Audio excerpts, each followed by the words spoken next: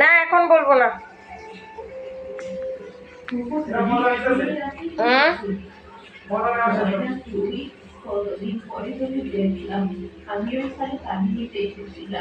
আমি তো তারপরেই থাকি। সুভা মারা যাওয়ার পরে তোমাকে কত খুঁজেছি, এতদিন কেন আমাদের সাথে দেখা করতে পারে না?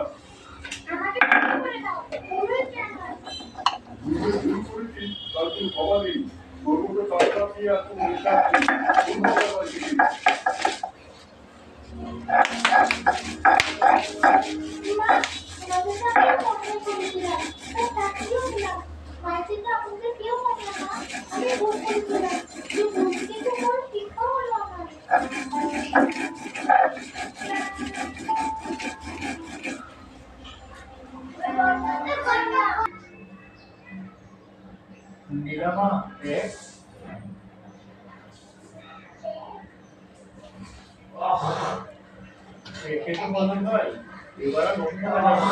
বৃষ্টির পরিমাণ দিন দিন বেড়েই যাচ্ছে। কিছুদিনের মধ্যে প্রচন্ড বন্যা হবে, আর বন্যা হলে আমাদেরকে অবশ্যই কোনো একটা আশ্রয় নিতে হবে। আমাদের পরিবেশের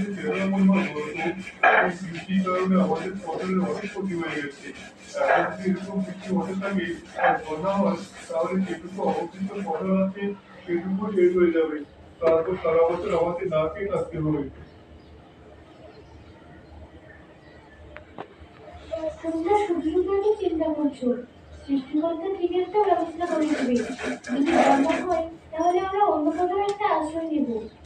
কিন্তু কোথায় আশ্রয় নেওয়া যায় বলতো? সব জায়গাতে বন্যার পানি হবে, সরকার আশ্রয় কেন্দ্রে আমাদের জায়গা হবে না। সেখানে তো বড় লোকের বাস, গরিবদের পৃথিবীতে কোথাও আসলে জায়গা নেই। আমি বলেছি বলেন ভাই, চলো আমরা কি একটা বড় সাহেবের সাথে কথা বলে আসি। তিনি নিশ্চয়ই একটা সিদ্ধান্ত দিবেন, আমাদেরকে আশ্রয় কেন্দ্রে একটা নির্দিষ্ট জায়গাতে থাকতে দিবেন। আমি ভালো করে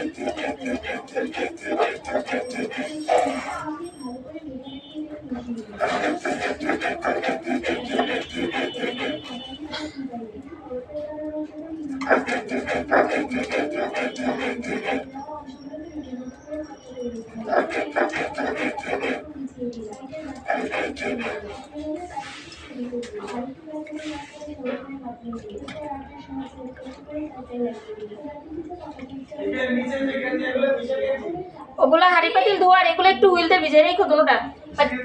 ওই হাঁড়ি পাতিল ধরার লুজ নেই, এক চামচ পাউডার দিয়ে কাচ্চা ফেললে খেতে ফেললে ফেললো, আর ভিজে রাখলে ভালো হবে, তেল চিটচিটেটা যাবে। তোমার শেষ হয়েছে?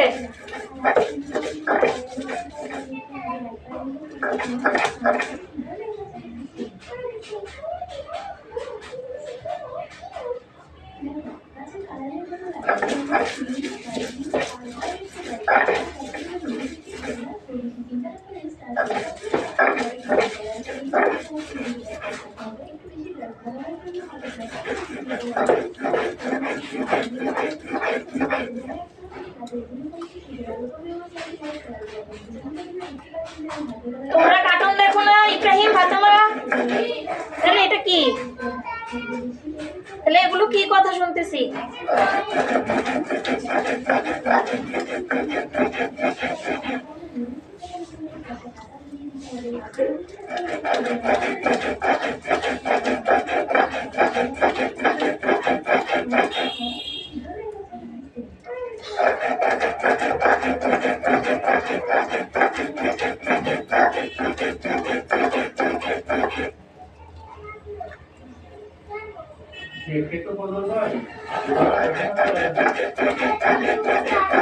আমি কার্টুন শুনতেছি জোনায়েদ।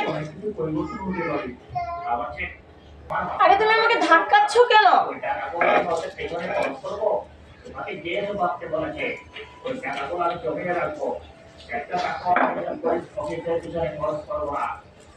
আপনি কিন্তু মহা পাপ করছেন, মনে রাখবেন সৃষ্টিকর্তা আপনাকে পাপের শাস্তি দেবে। এমন এক পরিস্থিতি আসবে এই টাকাগুলো রাখার জায়গা আপনি পাবেন না। আপনার সাথে দেখা করতে এসেছে, একজনের নাম প্রথম আর একজনের নাম আবেগ। এরা এই গ্রামের বাসিন্দা।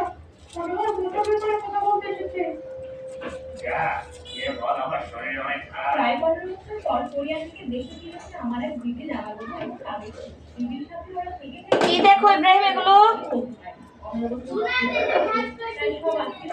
আমি আসতেছি চালাকি বের করতে। সব দায়িত্ব আমার, আমরা কোনো চিন্তা করিস না। বাড়িতে ফিরে নিজেরা নিজেদের থাকার ব্যবস্থা কর। আশ্রয় কেন্দ্রে তোদেরকে আমি নিতে পারবো না।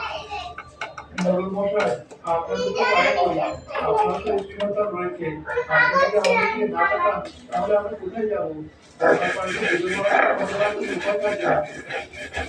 তুই আমার কাছে এসে সমালোচনা করছিস। আমার হাত পা বাঁধা। যদি আমার থেকে কোনো সহায়তা পাই, আমি তোকে তারা বলে দেবো।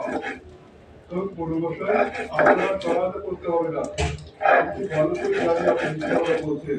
তবে মনে রাখবেন, কাউকে ঠকিয়ে কেউ কখনো ভয় করতে পারে না। আরে যা যা, আমাকে জ্ঞান দিতে এসেছে। আমাকে জ্ঞান জোনায়েব, বর্ণা থেকে লিখতে পারা। তারপর দেখা যাবে কে কি করে। তোমার শোনা লাগবে না, তুমি কোনো জিনিস নষ্ট করবে না। এই ও কি করে রে, একটু দেখতে পারবো ইব্রাহিম? ইব্রাহিম ও কি করতেছে? আপনারা কিছু জানাবে না?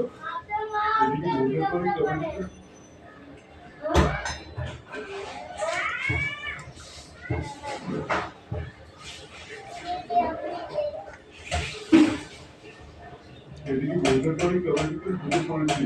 আমাদের খুব দ্রুত একটা ব্যবস্থা নিতে হবে। ডাক্তার মশাই, বড় সাহেবের সাথে কথা বলতে গিয়েছিলাম, কিন্তু তিনি আমাদের বয়সের আশ্রয় নিয়ে যাওয়ার দরিদ্রের কোনো জায়গা নেই। কেবলমাত্র তাদের পয়সা আছে, যেখানে তারা থাকতে পারবে। আর তিনি এটাও জানিয়েছেন, সরকারের কাছ থেকে তিনি এখনো কোনো সাহায্য সহযোগিতা পাননি।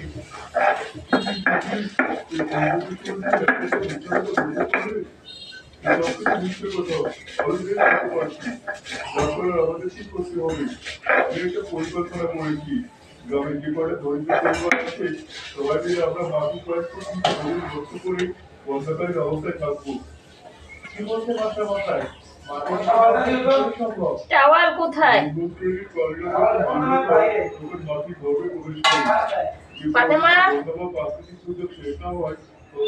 সেখান থেকে বের হয় না। আমরাও ঠিক একই পথ অবলম্বন করবো।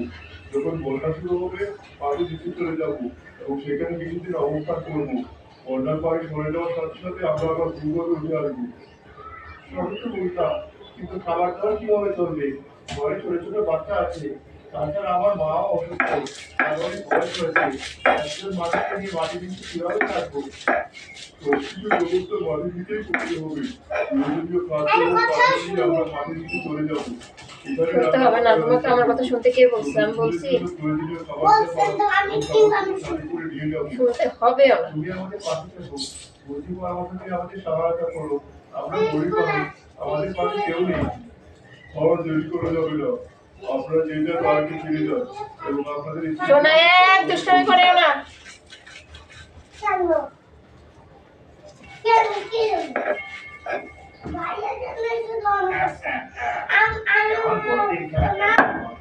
তুমি অসুস্থ হবে যে হতে যাবা কেন আল্লাহর রহমতে?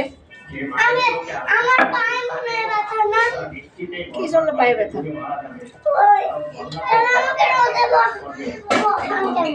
ও আচ্ছা, তাই না? ভুলে গেছি তো, তোমার জন্য আচ্ছা, তোমার জন্য দিব দাঁড়া।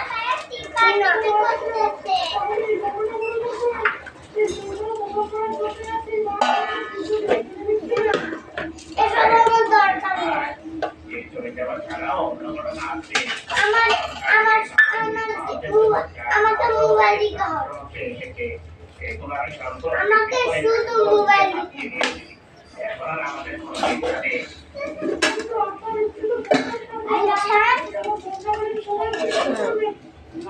আমি আপনার উপরে রাত আর সব সময় ভাইয়ের কথা, ভাইয়ের দুঃখের কথা নেই, কারণ আমার দুঃখের কথা না, আমার দুঃখের কথা বুঝি নাই, কি হয়েছে? শুধু ভাইয়ের বিষয় নিয়ে শুধু কথা, আমার না, আমার শুধু আমরা একটা সমাধান বের করেছি। তোমার জন্য খিচুড়ি রান্না করছি তো। না, খিচুড়ি তোমার তো খিচুড়িই পছন্দ, হলুদ হলুদ খিচুড়ি।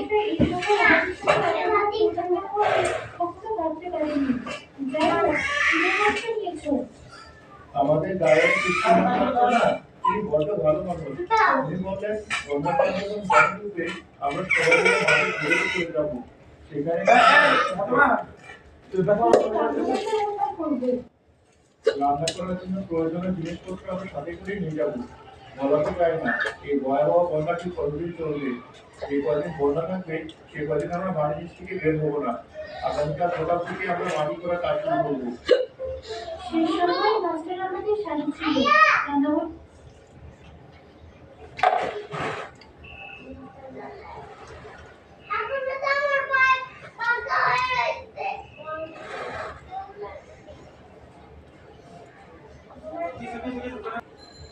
ভেঙে তো বদল নয়, এবার আর বসে থাকা যাবে না।